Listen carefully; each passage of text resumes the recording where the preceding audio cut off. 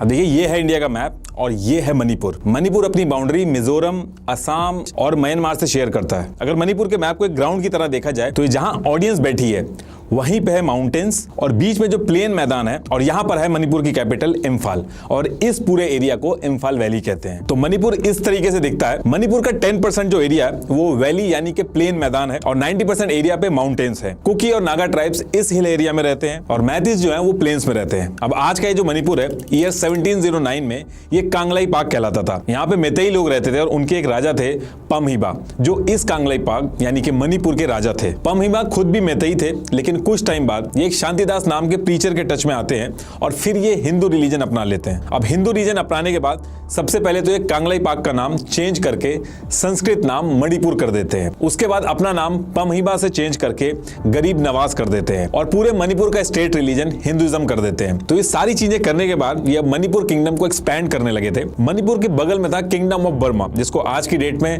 Myanmar कहते हैं। उसका पहले नाम बर्मा हुआ करता था। तो पमहिबा ने किंगडम ऑफ बर्मा पे मल्टीपल टाइम अटैक किया और बर्मा को मणिपुर से जोड़ दिया। अब देखिए मणिपुर हो या फिर म्यांमार, ये सारे पहाड़ी इलाके हैं और इन सब एरिया में उस टाइम पे छोटी छोटी मल्टीपल ट्राइब्स रहती थी और ट्राइब जो होती हैं वो मूव करती रहती हैं। जैसे एक जंगल के एरिया में अगर कोई ट्राइब रह रही है तो जब उस एरिया के रिसोर्सेज खत्म हो जाते हैं तो फिर वो जो ट्राइब है वो जगह चेंज कर देती है। इसलिए मणिपुर में जो ट्राइब्स हैं वो आपको मणिपुर के आसपास के जो एरिया है जैसे म्यांमार वगैरह वहां पे भी दिखेंगी। तो मणिपुर के राजा पमहिबा ने बर्मा को मणिपुर में तो मिला लिया था, लेकिन 13 दिसंबर 1751 को पमहिबा की डेथ हो जाती है और इनकी डेथ के बाद मणिपुर किंगडम वीक पड़ता है और इसका फायदा उठा के धीरे धीरे बर्मा मणिपुर पे कॉन्टिन्यूअस अटैक करता रहता है और छोटे छोटे एरिया कब्जा करता रहता है। फिर ईयर 1819 में बर्मा किंगडम मणिपुर पे पूरी तरीके से कब्जा कर लेता है और कई सालों तक मणिपुर में मारकाट मचती है। यही वो टाइम था जब मणिपुर से लोग भाग के मिजोरम, असम, त्रिपुरा के एरिया में चले जा रहे थे और आज भी इन एरिया में आपको कुकीज, नागा, मैतेई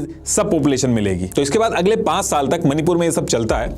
फिर ईयर आता है 1824। मणिपुर के राजा गंभीर सिंह ने ब्रिटिशर से मदद मांगी कि बर्मा हमारे ऊपर बहुत ही मारकाट मचा रहा है और आप हमारी मदद करिए। स्ट्रेटेजिकली मणिपुर की जो लोकेशन थी वो ब्रिटिशर्स के लिए बहुत ही अच्छी थी, तो ब्रिटिशर्स इस चीज के लिए मान जाते हैं और 2 साल लड़ाई के बाद यानी कि फरवरी 1826 में ब्रिटिशर्स बर्मा की आर्मी को हरा के मणिपुर से बाहर भेज देते हैं।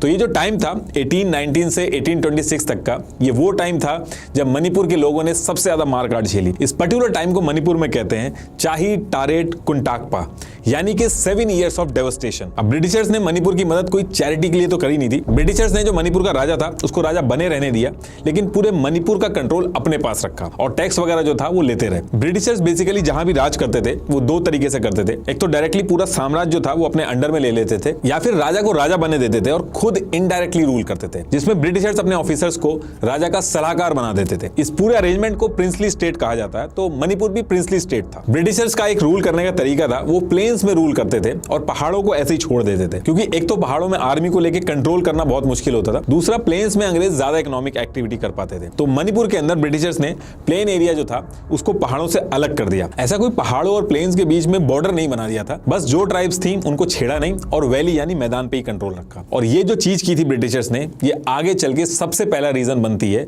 आज के होने वाले मणिपुर के वायलेंस का। तो मणिपुर का ये जो हिल एरिया था इनमें बहुत सारी अलग अलग ट्राइब्स रहती थी। इन मल्टीपल ट्राइब्स को अलग अलग नाम दिए जाते थे। तो मणिपुर की जो वैली थी यानी कि जो प्लेन एरिया था वहां पे मैतेईज रहते थे। हिल्स में जो ट्राइब्स रहती थी वो मल्टीपल ट्राइब्स रहती थी, जिसमें इस साइड की मिलती जुलती जो ट्राइब्स थी इनको पहली बार ब्रिटिशर्स ने कुकीज बोला था। अकेले जैसे कुकीज के अंदर इतनी ट्राइब्स थी और यही सेम ट्राइब्स जो म्यांमार साइड में रहती थी वहां पे उनको चिंस बोला जाता था। ऐसे मणिपुर के जो इस साइड के पहाड़ थे यहाँ पे जो ट्राइब्स रहती थी ये ज्यादातर इनके जो कानों में ये कुंडल पहनते थे, तो इनको नागाज बोला जाता था। तो तब से मणिपुर के अंदर 3 मेजर ग्रुप्स थे, मैतेईज, कुकीज और नागास। कुकीज की जो पॉपुलेशन थी वो मणिपुर के बाहर के पहाड़ों पे भी थी, ऐसे ही नागास की जो पॉपुलेशन थी वो भी मणिपुर के बाहर नागालैंड साइड पे भी थी। वहीं मैतीज की बात करें तो जब किंगडम ऑफ बर्मा ने अटैक किया था तो उस पर्टिकुलर टाइम पे जितने मैतीज थे वो मिजोरम, त्रिपुरा इस साइड चले गए। तो आज भी इनकी पॉपुलेशन इन स्टेट्स में है। कुल मिला के तीनों ट्राइब्स की जो पॉपुलेशन है वो सिर्फ मणिपुर में रिस्ट्रिक्टेड नहीं है, ये नेबरिंग स्टेट में भी पाई जाती है। ये तीनों आपस में भी बहुत डिसएग्री करते हैं कि हम पहले आए थे या फिर तुम पहले आए हो। जैसे मैतेईज का कहना है कि 1891 में ब्रिटिशर्स ने पहाड़ों और प्लेन्स को बस रूल करने के लिए एक आर्टिफिशियल तरीके से अलग कर दिया था, वरना चाहे मणिपुर के हिल्स हो और प्लेन्स हो, दोनों हमारे एंसेस्टर्स का है। और मेतीस कुकीज के लिए कहते हैं कि ये 18th और 19th सेंचुरी में म्यांमार से आए थे। ऐसे ही कुकीज कहते हैं ये पूरा जो रेड है ये एरिया हमारा है, यहाँ पे हमारी ट्राइब्स है और यहाँ पे हम बहुत ही पहले से रह रहे हैं। ऐसे ही नागास का कहना है कि जो ऑरेंज वाला एरिया है यहाँ पे हमारी ट्राइब्स बहुत पहले से रहती है, तो ये एरिया हमारा है। लेकिन एक्चुअल हिस्ट्री का कोई प्रूफ नहीं है, बस कुछ इवेंट्स के बेसिस पे अजम्पशंस लगाए जाते हैं। अब होता क्या है कि ईयर 1914 में फर्स्ट वर्ल्ड वॉर शुरू होता है और ब्रिटिशर्स मणिपुर से करीब 2000 सोल्जर्स लेके जाते हैं उनकी तरफ से लड़ने के लिए। ब्रिटिशर्स ने कुकीज को भी ले जाने के लिए ट्राई किया क्योंकि ये लड़ने में काफी माहिर थे, लेकिन कुकीज ने ब्रिटिशर्स के साथ जाके लड़ाई करने के लिए साफ मना कर दिया और इसकी वजह से ब्रिटिशर्स काफी नाखुश थे इनसे और इनके ऊपर अटैक भी कर दिया, यानी कि कुकीज के ऊपर अटैक कर दिया। ये लड़ाई काफी दिनों तक चलती है और कुकीज ने भी काफी नुकसान किया ब्रिटिशर्स का, लेकिन ब्रिटिशर्स कुकीज को हरा देते हैं। इस लड़ाई को एंग्लो कुकी वॉर भी कहा जाता है। जैसे जैसे ब्रिटिशर्स कुकीज से जीत तो गए थे, लेकिन कुकीज को कंट्रोल करना भी आसान नहीं था और ब्रिटिशर्स ने कुकीज से डील करने के लिए इनको सोशली इंक्लूड करना शुरू किया ताकि इनको कंट्रोल करने में आसानी हो। तो ब्रिटिशर्स ने एक स्ट्रेटेजी बनाई जिसमें कुकीज का जो एरिया था वहां पे क्रिश्चियन मिशनरीज भेजे। ये वो टाइम था जब कुकीज क्रिश्चियंस बने।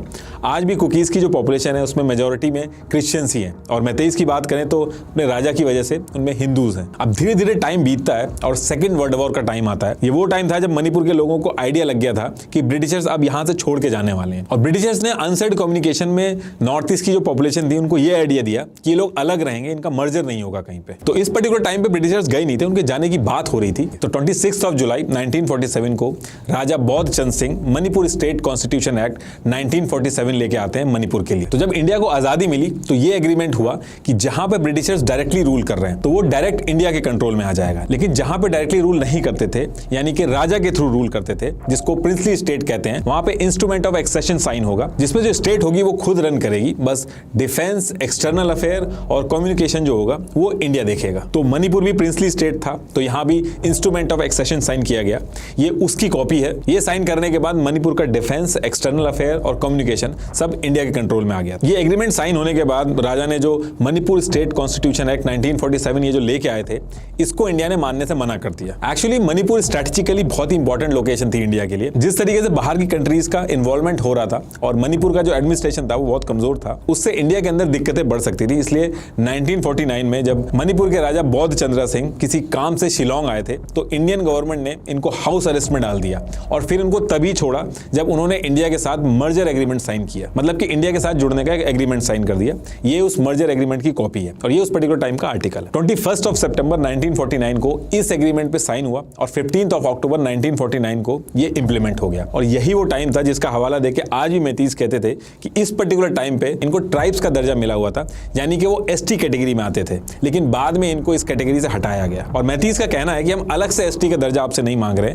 हम एसटी का दर्जा जो पहले था उसी को रीइंस्टेट करने के लिए कह रहे हैं। और कुकीज का कहना है कि ये अभी हाल फिलहाल में इन्होंने ये बोलना चालू किया है, ये शुरू से ही प्रिविलेज रहे हैं, ये कभी एसटी कैटेगरी में थे ही नहीं। तो मणिपुर का मर्जर होता है इंडिया के साथ और फिर मणिपुर को एक पार्ट सी स्टेट की तरह रखा जाता है। पार्ट सी स्टेट का मतलब हुआ कि एक दीवान या फिर चीफ कमीशन मणिपुर को चलाएगा। फिर उसके बाद 1956 में मणिपुर को यूनियन टेरिटरी बना दिया जाता है और फिर उसके बाद 1972 में मणिपुर को इंडिया के अंदर पूर्ण राज का दर्जा मिल जाता है। अब मणिपुर इंडिया के अंदर पूरी तरीके से एक स्टेट बन चुका था, लेकिन 1972 से 12 साल पहले यानी कि 1960 में इंडियन गवर्नमेंट मणिपुर के अंदर लैंड रिफॉर्म एक्ट 1960 लेके आती है, जिसमें यह था कि मणिपुर की जो वैली का एरिया था, यहाँ के लोग हिल्स के अंदर लैंड नहीं खरीद सकते, लेकिन हिल्स पे रहने वाले जो ट्राइब्स थे वो इम्फाल वैली जहाँ पे मेतीज रहते थे वहां पे जाके लैंड खरीद सकते थे, यानी कि पूरे मणिपुर के अंदर वो कहीं भी जमीन खरीद सकते थे। जिस तरह से ब्रिटिशर्स ने मणिपुर को 2 पार्ट में डिवाइड किया था, हिल्स और वैली में, तो इंडिया ने मणिपुर को जोड़ने के बाद मणिपुर को उसी तरीके से ट्रीट किया, हिल्स और वैली को अलग अलग तरीके से गवर्न किया। तो सबसे पहली चीज इंडिया लेके आया लैंड रिफॉर्म एक्ट मणिपुर के अंदर। इसके बाद दूसरी चीज ये हुई कि इंडिया के कॉन्स्टिट्यूशन के आर्टिकल 342 के हिसाब से इंडिया के अंदर कौन एसटी होगा और कौन एसटी नहीं होगा ये प्रेसिडेंट के एक नोटिफिकेशन से डिसाइड होगा। तो किसको एसटी की लिस्ट में रखा जाएगा, किसको निकाला जाएगा, इसके लिए 1965 में एक लॉकर कमेटी बनाई गई। इस कमेटी के हिसाब से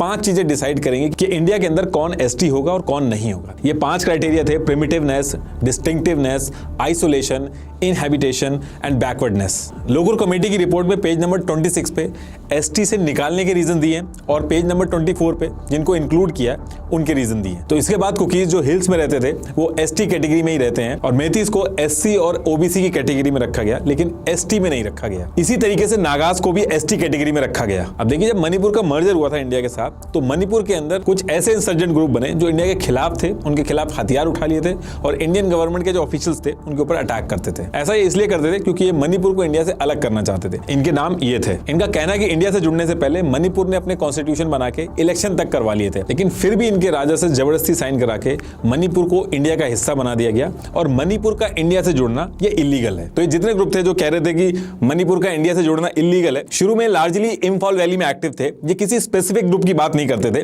लेकिन इनमें ज्यादातर मैतीज थे। अब इसके कुछ टाइम बाद हिल्स में जो ट्राइब्स थे उन्होंने भी अपने ग्रुप्स बनाए। सबसे पहले जो नागा ट्राइब थी उन्होंने अपने इंसर्जेंट ग्रुप बनाए। नागाज ने कहा कि हमें किसी और से कोई मतलब नहीं है। ये सारे नागा एरियाज जो है जहां नागाज रहते हैं, जैसे नागालैंड, मणिपुर, असम और म्यांमार, इन सबको जोड़ के हमें ग्रेटर नागालैंड देश बनाना है। और ये लोग देश की बात कर रहे थे, स्टेट की बात नहीं कर रहे थे। इन्होंने अपना एक ग्रुप बनाया, national socialist council of Nagaland NSCN, और इस ग्रुप ने हथियार उठा के म्यांमार और इंडिया गवर्नमेंट पे अटैक करना शुरू किया। अब इनका देखी देखा कुकीज ने भी अपना ग्रुप बनाया और कहा हमें भी अपना कुकी लैंड चाहिए। लेकिन कुकीज ने कहा कि हमें अलग देश नहीं चाहिए, हमें इंडिया के अंदर अलग स्टेट मिल जाए जिसमें सारे कुकी ट्राइब्स हैं जो मेजोरिटी में है। लेकिन धीरे धीरे ये आपस में भी लड़ने लगे क्योंकि कुकीज अपना अलग से कुकीज होमलैंड मांगते हैं। इस एरिया में जो रेड दिख रहा है, कुकीज का कहना है कि ये उनका एरिया है। वहीं नागाज चाहते हैं कि ग्रेटर नागालैंड बने। ये जो एरिया आप देख रहे हैं ये नागाज क्लेम करते हैं। लेकिन अगर आप दोनों मैप को देखोगे तो नागा और कुकीज का जो एरिया है वो ओवरलैप कर रहा है। इस वजह से कुकीज और नागा आपस में भी लड़ते हैं। और उधर जो मैतीज वैली में रहते हैं तो उनके केस में मैतीज वर्सेस हिल होता है, जिसमें नागा और कुकीज एक हो जाते हैं। तो बेसिकली इस रीजन में तीनों के डिसएग्रीमेंट है अलग अलग चीजों को लेके। जितनी भी ट्राइब्स होती हैं इनको पॉलिसी वगैरह से उतना मतलब नहीं होता, वो बस चाहते हैं कि वो अपने कल्चर को प्रिजर्व करें, उसके बीच में कोई इंटरफेरेंस ना हो और ये सब एक साथ मिलकर रहें। अब जैसा मैंने बताया कि कुकीज और नागाज का जो एरिया है वो ओवरलैप कर रहा है, तो इस चीज को लेके 13 सितंबर 1993 को नागाज ने कुकीज के एरिया में घुस के बहुत ज्यादा मारकाट की, जिसमें 115 कुकी सिविलियंस को अपनी जान गंवानी पड़ी। इस दिन को कुकीज ब्लैक डे के नाम से जानते हैं। इस लड़ाई के बाद ये होने लगा कि हर ट्राइब ने अपने अपने इंसर्जेंट ग्रुप बना लिए थे। इन इंसर्जेंट ग्रुप को ये ट्राइब्स अपनी आर्मी मानते थे जो इनके इंटरेस्ट के लिए लड़ती थी। जैसे कुकीज की बात करें तो इनकी Kuki national army, KNA, united socialist revolutionary army, Zomi reunification front. ऐसे ही नागाज के लिए national socialist council of Nagaland. ये आपस में लड़ते थे और फिर टाइम टू टाइम इंडिया के अगेंस्ट भी लड़ते थे। ये वो टाइम था जब इंडिया ने मणिपुर को डिस्टर्ब एरिया घोषित कर दिया था, और इंडियन गवर्नमेंट जब किसी एरिया को डिस्टर्ब घोषित करती है तो वहां पे आफ्सा लगाती है, और ऐसे में गवर्नमेंट को आफ्सा लगाना पड़ता है इस रीजन में। इसमें सारी चीजें मिलिट्री के हाथ में आ जाती हैं। मिलिट्री को अगर खाली शक हो तो सिर्फ शक के बेसिस पे वो किसी को मार सकता है। इस रीजन के अंदर गवर्नमेंट एक स्टेलमेट की पोजीशन में खड़ी रहती है क्योंकि हर ग्रुप की डिमांड दूसरे ग्रुप से ओवरलैप करती है। जैसे जैसे एक इंसर्जेंट ग्रुप से नेगोशिएशन होकर डील फाइनल होती है तो बाकी के इंसर्जेंट ग्रुप हथियार उठा लेते हैं। अकेले कुकीज के 30 इंसर्जेंट ग्रुप थे। फिर ईयर आता है 2001 और Naga arm group NSCN IM के साथ साथ बाकी स्टेट के साथ भी इंडियन गवर्नमेंट ने पीस प्रोसेस स्टार्ट किया। अब आपको पता ही है कि नागाज जो ग्रेटर नागालैंड की डिमांड कर रहे हैं उसमें मणिपुर के हिल एरिया भी आता है। तो इस बात से मणिपुर में जो मैतीज थे वो इनसिक्योर हो गए क्योंकि बातचीत पॉजिटिव डायरेक्शन में जा रही थी इंडियन गवर्नमेंट और नागाज के साथ, और मैतीज को लगा कि कहीं ऐसा ना हो जाए कि मणिपुर का हिस्सा जो नागाज मांग रहे हैं वो उनको मिल जाए। और इसी डर से कुछ टाइम बाद मणिपुर के अंदर करीब 2001 में प्रोटेस्ट स्टार्ट हुए और बहुत ही बड़े स्केल पे वायलेंस हुआ। यहां तक कि मणिपुर की असेंबली जो थी उसमें तक आग लगा दी गई थी। कई लोगों को अपनी जान गंवानी पड़ी थी। और इस इंसिडेंट के बाद मैतीज और ट्राइबल्स जो थे उनके बीच में कन्फ्लिक्ट जो था वो और बढ़ गया क्योंकि मैतीज कहने लगे कि मणिपुर में पॉपुलेशन चेंज हो रहा है और ट्राइबल एरियाज में पॉपुलेशन एकदम से बढ़ रही है, और इसके साथ साथ म्यांमार से कुकीज लोग जो हैं वो भी इंडिया में आके बस रहे हैं। इसके साथ साथ कुकी ग्रुप जो थे वो भी एक्टिवेट हो गए। उन्होंने भी कहा कि उनको एक ऑटोनॉमस स्टेट चाहिए और उसकी मांग बहुत तेज हो गई। देखिए नॉर्थ ईस्टर्न स्टेट में ये जो अलग अलग ग्रुप्स हैं इनसे डील करने में गवर्नमेंट को दिक्कत ये आती है कि अगर किसी एक ग्रुप से गवर्नमेंट बात करके कोई सोल्यूशन निकाल लेती है तो बाकी स्टेट्स में जो ग्रुप है उनको लगता है कि हम भी परेशान करके अपनी बात मनवा लेंगे। तो जब भी एक ग्रुप से पीस टॉक होती है तो बाकी रीजन में और इनस्टेबिलिटी आ जाती है। इसलिए कोई भी गवर्नमेंट आती है तो इस पे जो डिसीजन लेना होता है उसको टालती रहती है। 2008 में मनमोहन सिंह जी की गवर्नमेंट ने मणिपुर में कुकीज के ग्रुप्स को बातचीत के लिए रेडी कर लिया और एक ट्राइपार्टाइट एग्रीमेंट साइन किया।